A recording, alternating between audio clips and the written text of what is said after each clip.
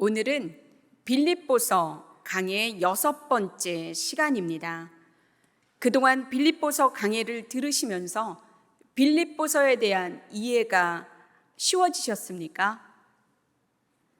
강해 시간을 통하여 하나님의 말씀을 이해하는 데 도움이 되길 바랍니다. 어느 목사님의 예화를 인용합니다. 몇 해 전에 뉴욕에 있는 CBS 방송국에 한 통의 전화가 걸려왔습니다. 한 선수가 아직도 마라톤 코스를 달리고 있으니 그 달리는 모습을 생방송으로 중계해달라는 요구였습니다. 오전 9시에 뉴욕에서 시민 마라톤 대회가 열렸었고, 마라톤 대회는 낮 12시가 조금 넘어서 다 끝이 났습니다. 그런데 전화가 걸려온 시간은 밤 7시가 되어서였습니다.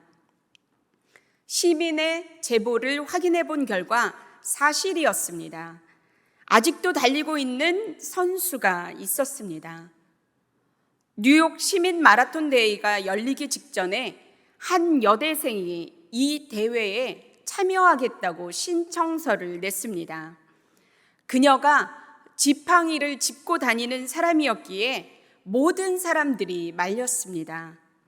그러나 그녀는 이 마라톤 대회에 참여하기 위해 1년 전부터 훈련을 해왔습니다. 마라톤 대회가 끝난 줄 알았던 사람들은 여전히 계속 달리고 있는 그 선수에게 관심을 갖게 되었습니다. 드디어 밤 8시에 그 장애인 여대생이 고린 지점에 도착했습니다.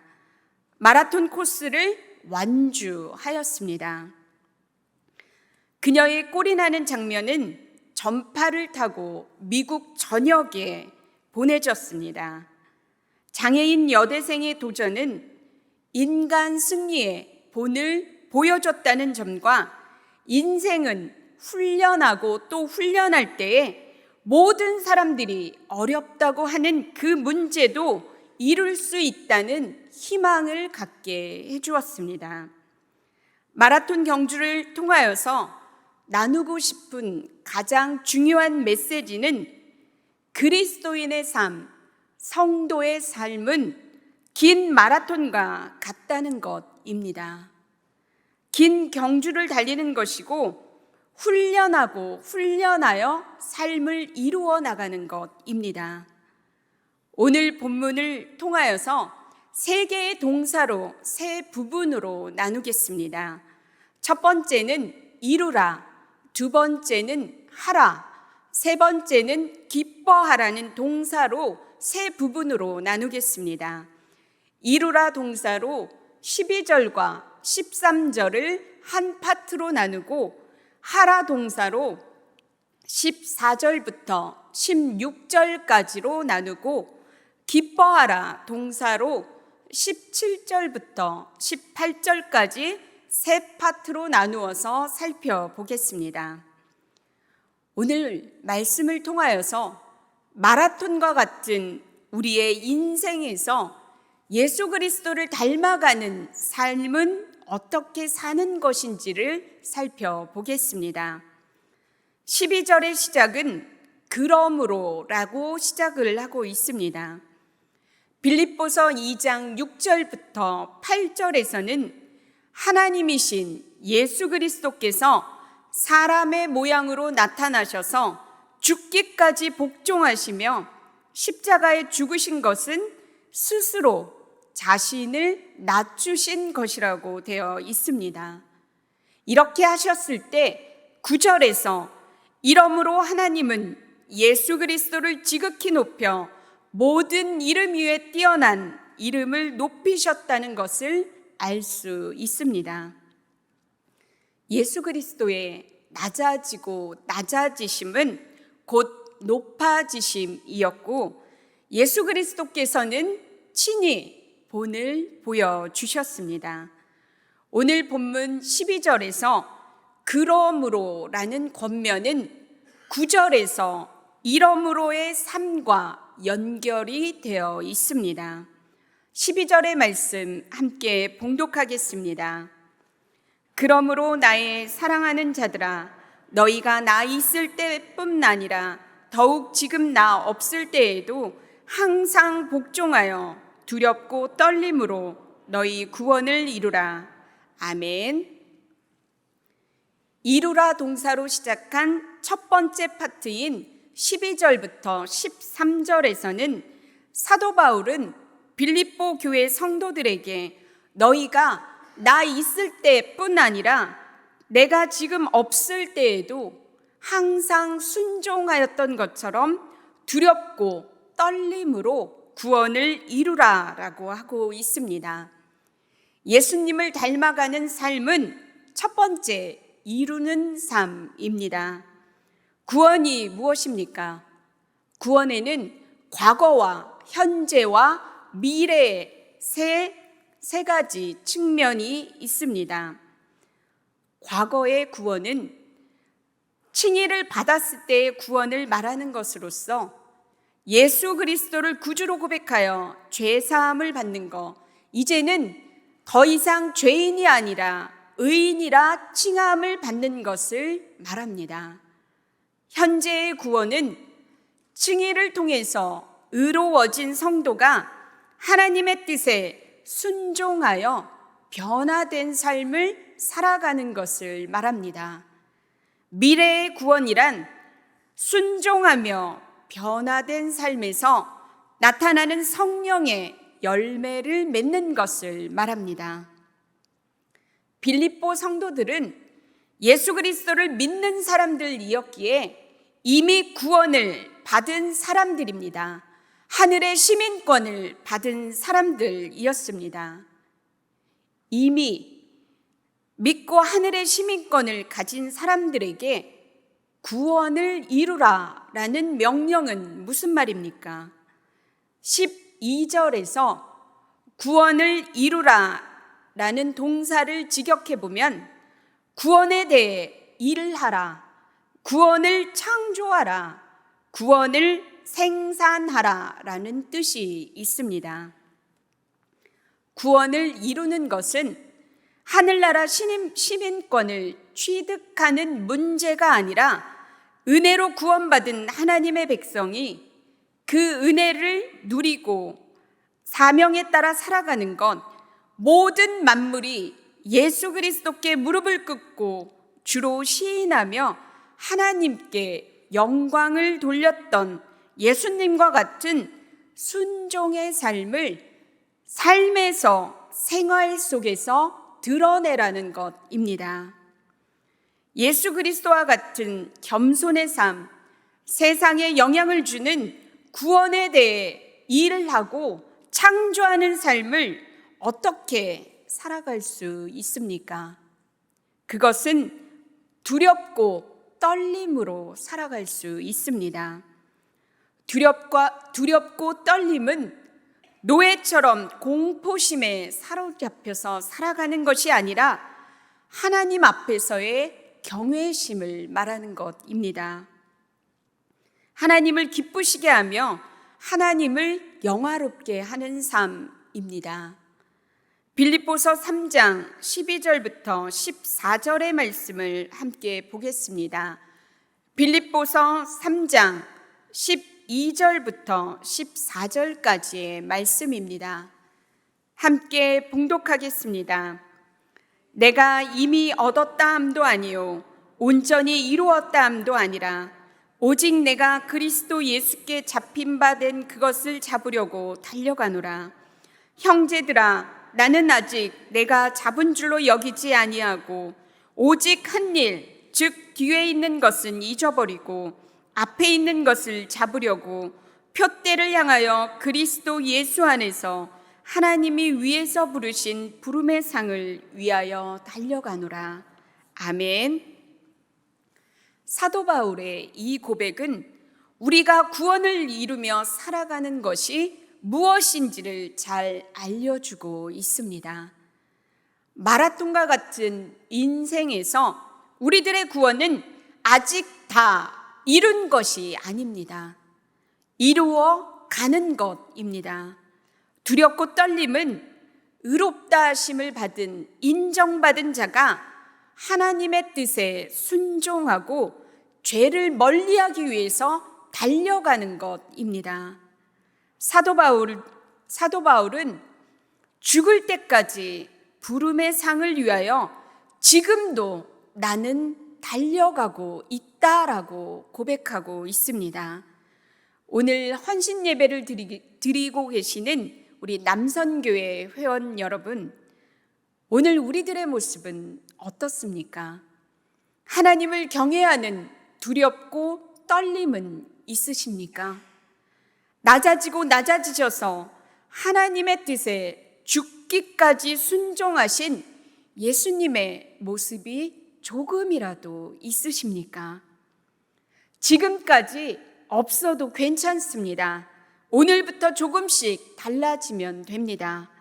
두렵고 떨림으로 순종함으로 구원을 창조하고 생산하고 이루어 가시기 바랍니다. 구원을 이루어가는 과정의 삶에 예수님을 닮은 모습이 우리 남선교회 한 분 한 분에게 임할 것입니다. 본문 13절의 말씀입니다. 13절의 말씀 함께 봉독합니다. 너희 안에서 행하시는 이는 하나님이시니 자기의 기쁘신 뜻을 위하여 너희에게 소원을 두고 행하게 하시나니 아멘. 어떻게 하면 구원을 이루어갈 수 있습니까? 구원을 이루시는 분이 누구십니까? 13절을 보면 한글 성경에는 없지만 원어와 영어에는 왜냐하면 이라는 단어가 접속사가 있습니다. 우리들이 두렵고 떨림으로 구원을 이루어갈 중요한 이유가 그 일을 행하시는 주체가 우리 하나님 아버지라는 것입니다.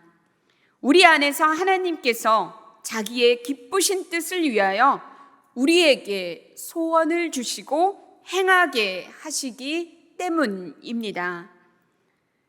예수 그리스도 안에 거하시는 성령 하나님은 우리들에게 죄와 치열하게 싸우게 하시고 하나님의 기뻐하시는 삶을 살게 하시고 또 행하게 하셔서 두렵고 떨림으로 구원을 이루어가게 하십니다.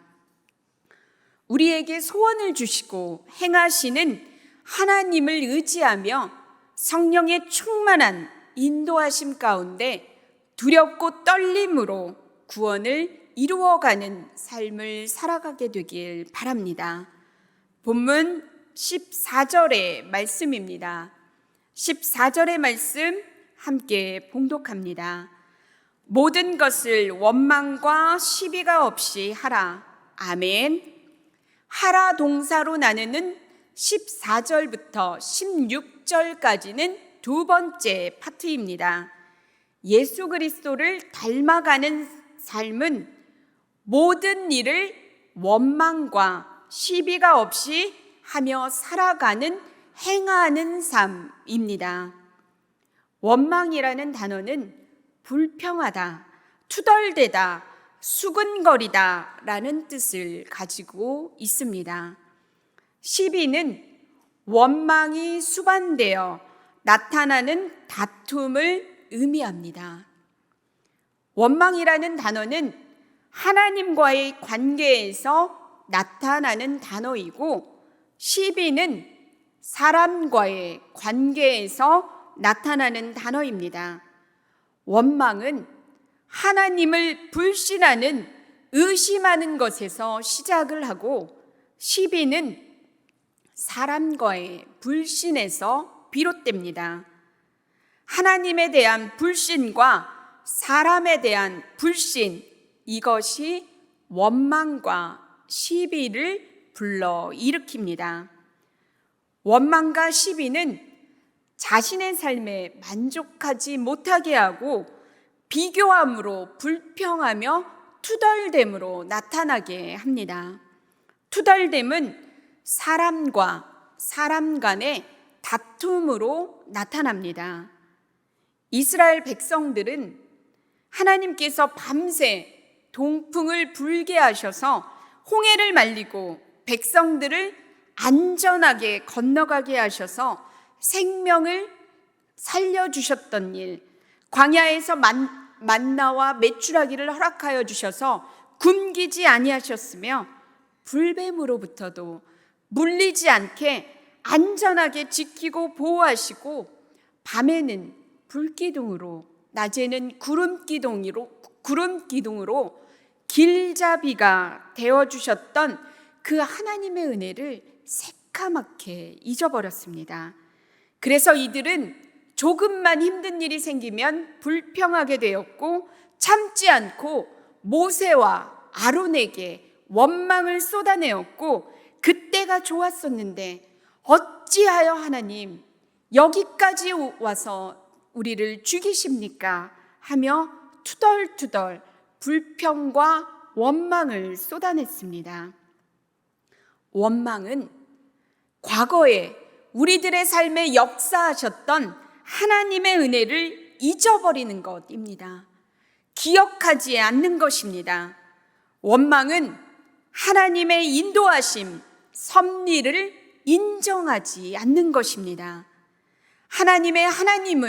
하나님이심을 인정하는 우리들이 되길 바랍니다. 그래서 하나님의 통치 가운데 살아가게 되길 바랍니다. 사랑하는 남선교회 회원 여러분, 그리고 우리 신안의 성도 여러분, 오늘 하나님께서 우리들에게 베푸신 그 은혜들을 잊어버리고 원망하고 불평하고 있다면, 누군가와 다투고 있다면 멈추게 되길 바랍니다. 우리 안에 이스라엘 백성들과 같은 불순종의 모습이 없는지 살펴보시기 바랍니다. 원망과 시비를 반복하며 살아가고 있는 것이 어쩌면 우리들의 모습일지도 모르겠습니다. 우리들의 삶일지도 모르겠습니다. 그런데 이제 그 반복되는 패턴을 좀 멈추시면 어떻겠습니까?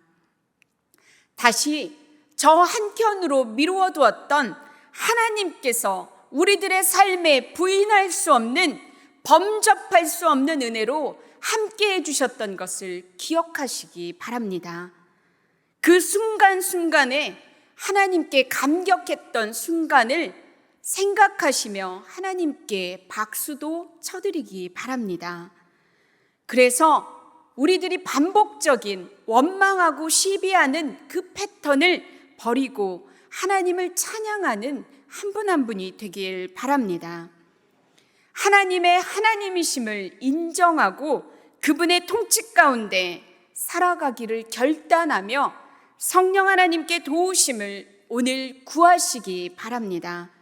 성령 하나님의 충만한 임재는 더 이상 우리가 원망과 시비의 삶만을 살아가게 하지는 않습니다.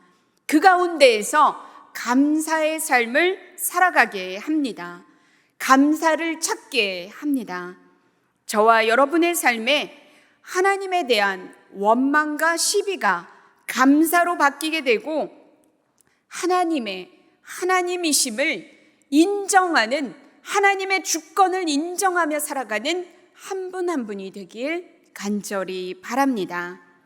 그것이 예수 그리스도를 닮아가는 삶입니다. 본문 15절부터 16절의 말씀 보겠습니다. 본문 15절, 16절의 말씀 함께 봉독합니다. 이는 너희가 흠이 없고 순전하여 어그러지고 거스르는 세대 가운데서 하나님의 흠없는 자녀로 세상에서 그들 가운데 빛들로 나타나며 생명의 말씀을 밝혀 나의 다름질이 헛되지 아니하고 수고도 헛되지 아니하므로 그리스도의 날에 내가 자랑할 것이 있게 하려 함이라. 아멘. 어떻게 어그러지고 거스르는 세대 가운데서 흠이 없는 자녀로 세상에서 빛을 내며 살아갈 수 있습니까? 다니엘 12장 3절은 이렇게 기록합니다.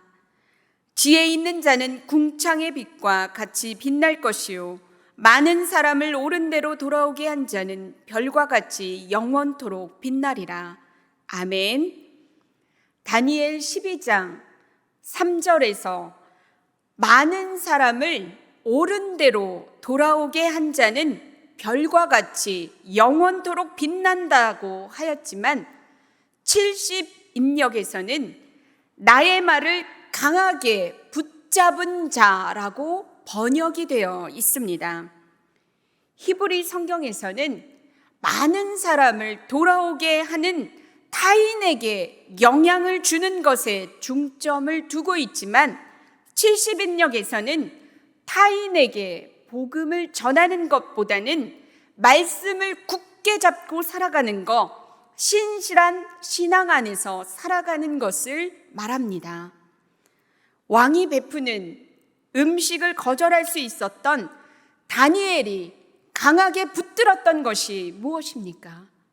그것은 오직 성경, 하나님의 말씀이었습니다. 하나님의 말씀은 다니엘과 세 친구들이 풀무불 가운데에서도 죽음을 두려워하지 아니하였고 죽음의 고비고비 가운데에서도 그를 당당하게 하였으며 지켜주었습니다. 하나님에 대한 전적인 신뢰와 순종이 다니엘을 지켜주었습니다. 오늘 우리들이 붙들고 있는 것은 무엇입니까? 그토록 내려놓지 못하는, 손을 펴지 못하는 것이 무엇입니까? 오늘 헌신 예배를 드리시는 남선교회 헌신 회원 여러분, 그리고 우리 성도 여러분, 우리 손에 쥐고 있는 것이 자녀입니까? 명예입니까? 돈입니까? 그 모든 것을 다 내려놓으시기 바랍니다. 움켜쥐었던 손을 펴시고 그 손에 성경을 잡으시기 바랍니다. 하나님의 말씀을 붙드시기 바랍니다. 하나님에 대한 무한 신뢰는 우리들로 하여금 생명의 말씀 안에서 살아가게 하고 하나님의 인도하심을 받기에 누구보다 우리들의 머리로보다 훨씬 빠른 지름길로 가게 합니다. 그래서 어그러지고 거스르는 세대 가운데에서 빛의 자녀로, 흠이 없는 자녀로 살아가게 합니다.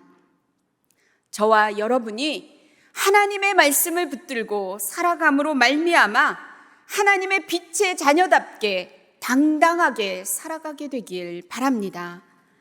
빌립보서 2장 17절부터 18절까지의 말씀입니다. 함께 봉독합니다. 만일 너희 믿음의 제물과 섬김 위에 내가 나를 전제로 드릴지라도 나는 기뻐하고 너희 무리와 함께 기뻐하리니 이와 같이 너희도 기뻐하고 나와 함께 기뻐하라. 아멘. 새 번역은 이렇게 기록합니다. 그리고 여러분의 믿음의 제사와 예배에 나의 피를 붓는 일이 있을지라도 나는 기뻐하고 여러분 모두와 함께 기뻐하겠습니다. 여러분도 이와 같이 기뻐하고 나와 함께 기뻐하십시오 라고 되어 있습니다. 믿음의 제사와 예배에 나의 피를 드릴지라도 나는 기뻐하겠다, 바울은 고백하고 있습니다. 기뻐하라는 동사로 17절과 18절 세 번째 파트로 나누겠습니다. 예수님을 닮아가는 삶은 기뻐하는 삶입니다. 전제는 제물에 짐승의 피를 붓거나 피를 상징하는 포도주를 제물 위에나 제단 밑 부분에 부어드리는 제사입니다. 번제나 소제나 화목제와 함께 제사를 드립니다. 이것은 전적인 헌신과 희생을 의미합니다. 사도 바울은 빌립보 교회 성도들의 믿음의 예물과 섬김의 신앙이 완성되기 위한 일이라면 내가 나를 전제로 드릴지라도 나의 피를 부을지라도, 내가 죽을지라도 기뻐하겠다 하고 있습니다. 자신의 목숨을 버려 순교의 피를 흘린다 할지라도 기뻐하겠다라는 고백입니다. 순교를 하면서까지도 기뻐하겠다라는 사도 바울의 고백에 저는 할 말을 잃었습니다. 놀라움을 금치 못했습니다. 사도 바울은 또 자신이 순교의 제물로 드려질지라도 나만 기뻐할 것이 아니라 너희 무리도 나와 함께 기뻐하자고 하고 있고, 17절에서는 내가 먼저 기뻐하고 너희가 기뻐하고, 18절에서는 너희가 기뻐하고 내가 기뻐하겠다라는 교차 대꾸를 사용하며 기뻐하는 것을 강조하고 있습니다. 빌립보서 강의 첫 시간에 배경을 설명을 드리면서 제가 말씀드렸던 것이 생각이 났습니다. 감옥에 갇혀 있기에 기뻐할 수 없는 상황이었습니다. 그런데 사도 바울은 기뻐하라고 외칩니다. 빌립보 성도들의 영적 신앙의 완성을 위해서라면 어떠한 희생도 두려워하지 않고 기쁨으로 목숨을 내줄 수 있다라고 하고 있습니다. 사도 바울의 눈과 귀를 사로잡은 것은 무엇입니까? 사도 바울의 눈에는, 귀에는 빌립보 성도들밖에 없었습니다. 그들이 전부였습니다. 사도 바울의 이런 모습을 떠올리며 한 분이 생각났습니다. 그분은 우리 주 예수 그리스도이십니다. 예수 그리스도께서는 십자가에서 흠없는 희생제물이 되셔서 물과 피를 다 쏟으셨고 하나님께 드림이 되셨습니다. 십자가의 보혈의 피로 말미암아 구원을 완성시키셨습니다. 아가서 8장 6절 말씀 상반절의 말씀입니다. 너는 나를 도장같이 마음에 품고 도장같이 팔에 두라. 사랑은 죽음같이 강하고, 아멘, 사랑은 죽음같이 강하다라고 말하고 있습니다. 우리들은 이미 죽음보다 강한 사랑을 받은 사람들입니다. 우리 예수님께서 십자가에 온몸이 갈기갈기 찢겨지시면서까지 우리들을 구한 사람들이 여기에 앉아 계신 한 분 한 분입니다. 하나님의 온전한 사랑을 받은 사람들입니다. 사랑하는 남선교회 회원 여러분, 우리들이 더 가져야 할 사랑은 무엇입니까? 우리들이 기뻐해야 할 것은 무엇입니까? 우리들은 예수님을 다 가진 사람들입니다. 목숨을 바쳐 우리들을 살리신 예수님을 우리들은 가진 사람들입니다. 예수님께서 우리를 살리시고 기뻐했던 것처럼 사도 바울이 빌립보 성도들을 위하여 기뻐했던 것처럼 우리들도 예수 그리스도가 나를 구원해 주심에 기뻐하시면 어떻겠습니까? 그리고 우리 옆에 있는 동역자들을 위하여 기뻐하시면 어떻겠습니까? 동역자들을 위하여 죽음보다 강한 사랑을 할 수는 없지만 노력해보는 것입니다. 그 옆 사람이 다시금 살아날 수 있도록, 일어날 수 있도록, 구원을 이루어갈 수 있도록 우리가 도와주는 것입니다. 그때 우리들에게 우리의 상황과 환경과 상관없이 기쁨이 솟아날 것입니다.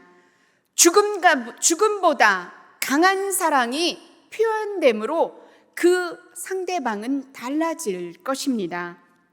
저와 여러분의 삶에 이 달라지는 죽음보다 강한 사랑을 체험케 하는 통로로 사용되어지길 바랍니다. 이제 말씀을 마치려고 합니다. 마라톤과 같은 우리들의 인생에서 예수 그리스도를 닮아가는 삶은 쉽지가 않습니다. 흉내를 내기도 참으로 어렵습니다. 예수님을 닮아가는 삶은 구원을 이루는 삶이고 원망과 시비가 없이 행하는 삶이고 기뻐하는 삶을 사는 것입니다. 나의 기쁨뿐만 아니라 옆 사람을 위하여 기뻐하는 것입니다. 사도 바울은 빌립보 교회의 성도들을 위하여 자기 목숨을 버리면서까지 기뻐하였습니다. 우리 예수 그리스도께서는 자신의 목숨을 버리고 우리들을 핏값으로 사셨습니다. 우리도 예수 그리스도를 닮아가는 제자들이라면 우리도 흉내를 좀 내보면 어떻겠습니까? 조금씩 한 걸음 한 걸음씩 예수 그리스도와 사도 바울이 했던 그 기뻐하는 삶, 이루는 삶, 행하는 삶을 살아가게 되길 바랍니다. 성령의 충만함으로 생명의 말씀을 밝히며 살아가는 또한 사람들이 되길 바랍니다. 우리 손에 있는 거 내려놓으시기 바랍니다. 다 내려놓으시고 그 손에, 편손에 성경 붙드시기 바랍니다. 성경을 붙드시면 하나님께서 길잡이가 되어주시고 인도하시고 안전하게 지키시고 보호하시고 매일매일 사랑한다는 고백을 듣게 될 것입니다. 저와 여러분의 삶에 구원을 이루며 사랑을 행하며 기뻐하는 삶 살아가게 되길 간절히 바랍니다. 기도하겠습니다.